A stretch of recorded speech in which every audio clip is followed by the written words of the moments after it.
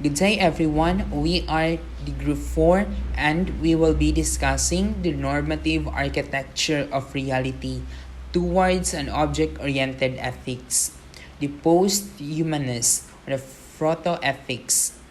The post-humanist signifies the late modern human condition of coming to grapple in a serious way with the metaphysical and historical cultural assumptions in which our identities as modern humans are entangled. This dissertation is in part an effort to articulate the interface of myth and philosophy, where myth indicates the self-concealing background from and against which every explicit self-presentation, practical or theoretical, is deployed. It argues that the post-humanist philosophy points to one singular opening of or spaces of access to truth. If the unity of philosophy is always preserved in the multiplicity of philosophies, then philosophy is not identical to truth, but is only ever one contingent and historical expression and rigorization of the true. True can be relieved non-linguistically and furthermore by non-human actant. But for we humans engaged in post-humanist project, the unwavering of our most entrenched myths about human uniqueness and privilege serves to open up a space for questioning. Harmon's realist view contrasts starkly with that of theological absolutism, perhaps best encapsulated in Dostoevsky's famous line from the Brother Karamazov: "If there is no God, then everything is permitted." The absence of the transcendental, universal measure does not entail the absence of measure, while the dispersal of measure across the entire object sphere that in which we are and every other object is caught up from marine bivalve malax to protein configurations of cosmic dust. We can perhaps modify Mitya's praise from Dostoevsky's novel to read instead, "If there is no God, then nothing is permitted." Harmon's view in metaethical accounts is situated between the dogmatic extreme of objective absolutism and subjective relativism. Both share a common anthropocentric source and both serve to close the space of questioning. Both tendencies result from privileging beings over being, which is just another way of expressing the oblivion of the imperative mode. In section 2.4 of chapter 2, if we do not call into question the spoken falsehoods of our cultural heritage, for example, thinking and talking about the nature of justice, we are likely to be inclined to think of the latter as being nothing more than the observance of certain rules.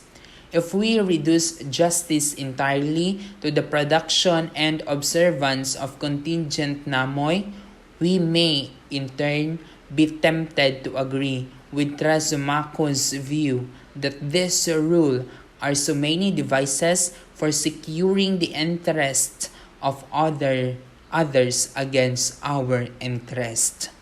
As a result, ethics become a purely instrument technique or technology. Existentialism reduces the existential problem, namely how to live as an existing individual, to a decisive conflict between subjectivism and objectivism. To think and a being as a mere object in this context is to subjectivize it, to posit it as being for a subject. Object-oriented ethics is a strategy to recover the sense of ethical prior to its ossification in the ideal domain of values. Crucially, it is an acknowledgement that we cannot reverse the decisive blow that critical philosophy has dealt to all dogmatic realisms. It is a strategy to think an ethics that is reducible to neither subjective values nor to objective principles.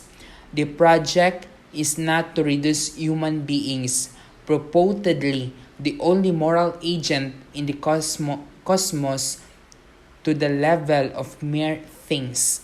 Rather, it is to alleviate the plurality of supposedly mere things to a level of dignity and considerability.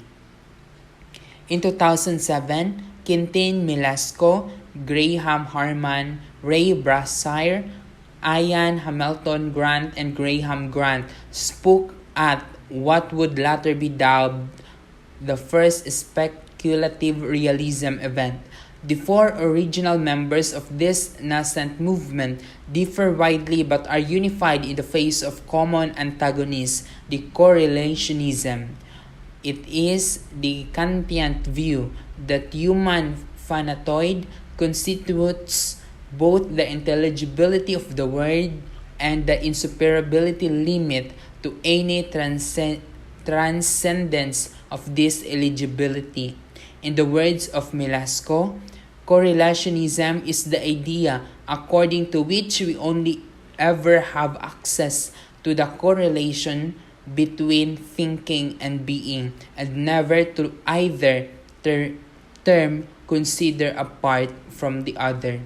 Stating the same idea differently, Harman describes correlationism as the philosophy of access, which assumes that the human world gap is the privileged site for all vigorous philosophy.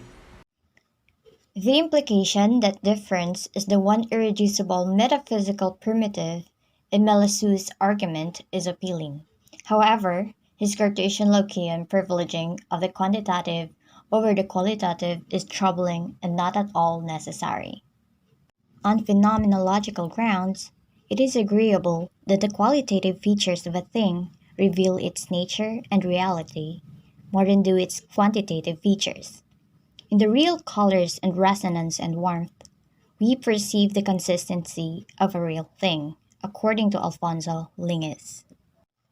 In the qualitative, more so than in the quantitative, we perceive the ways in which a thing resists our perception, knowledge, and understanding of it. That is, the ways in which a thing exceeds human measure. Bruno Latour's actor network theory is a source of great inspiration for certain speculative realists, especially Graham Harman and Levi Bryant. What is most attractive in Latour for Harman and Bryant's purposes is his theory of irreductionism, in which all entities are equally real, though not equally strong, insofar as they act on other entities.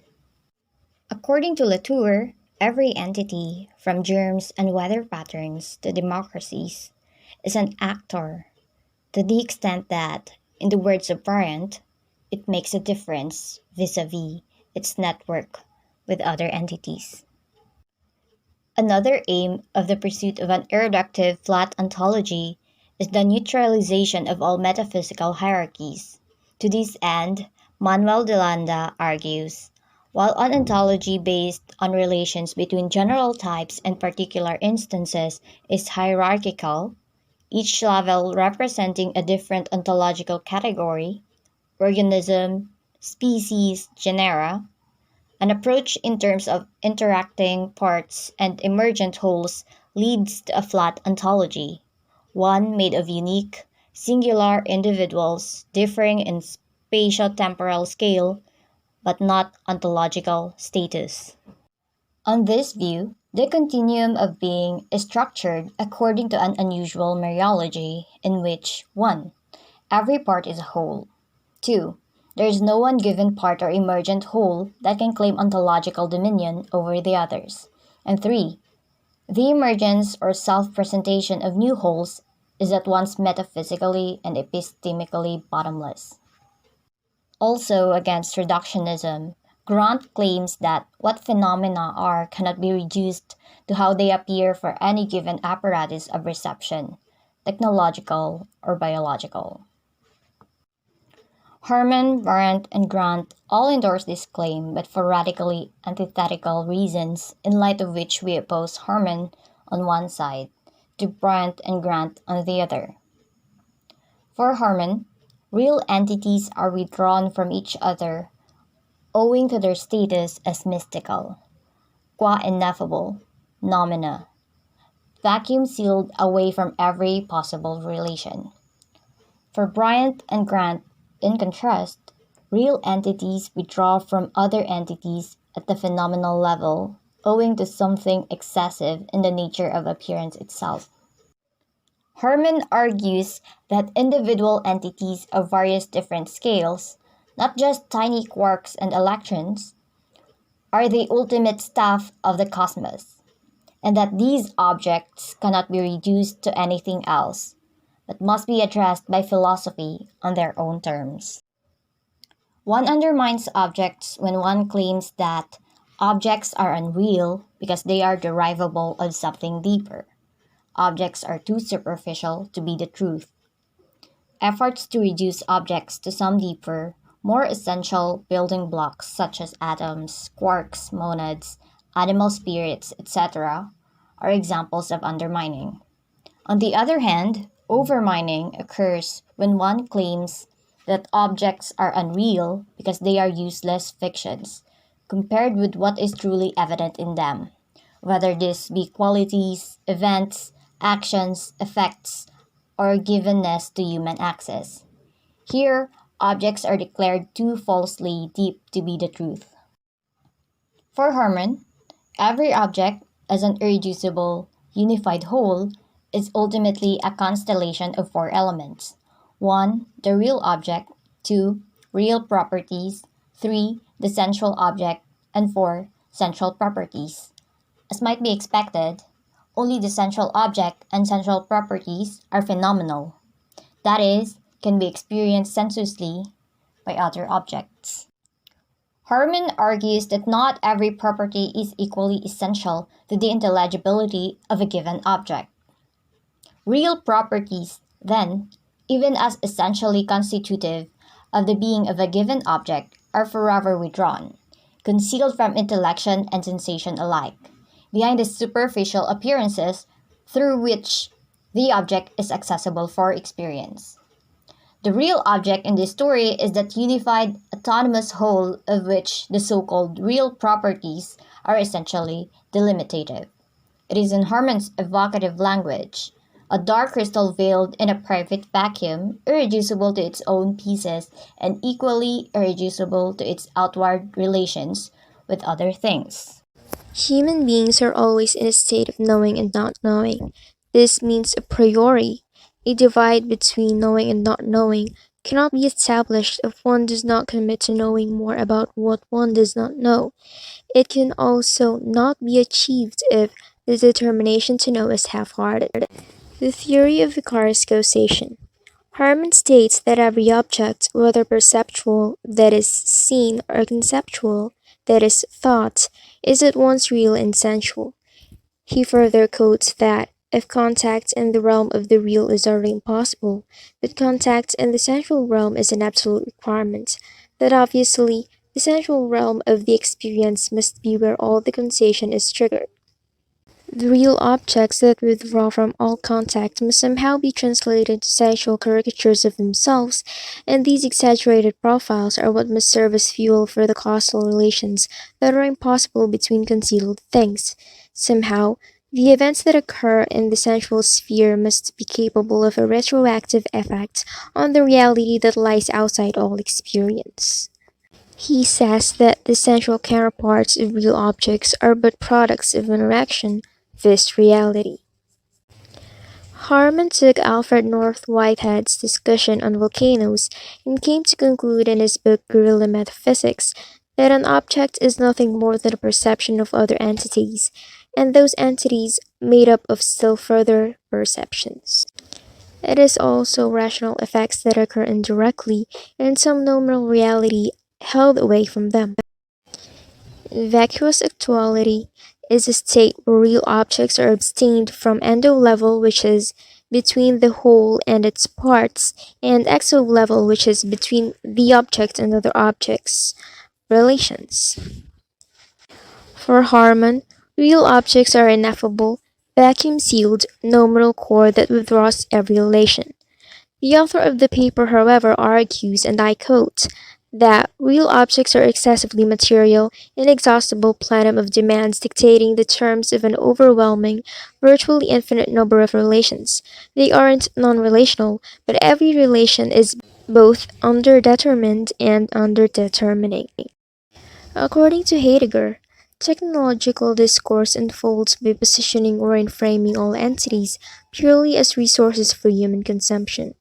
According to the etymology of the word, on the other hand, objects stand over and against entities with which they stand in relation, which is to say, self-presentation of objects in specific ways by the objects themselves tend to resist human appropriation. To be means precisely to be self-present, and to be self-present means to manifest as a bottomless series of directives. To be, to exist, means, in fundo, to be different. To be different means to make a difference, conditioning other objects on the plane of consistency. Platonic moral realism, the result of a contingent historical process beginning with the advent of modernity, the productive process of the Cartesian metaphysical subject, which is the main focus of Harman's work. We don't know moral law. We are the moral law. Subjective interiority is opened up beyond the fully knowable res cogitans in the cognitively unknowable but intelligible nominal domain.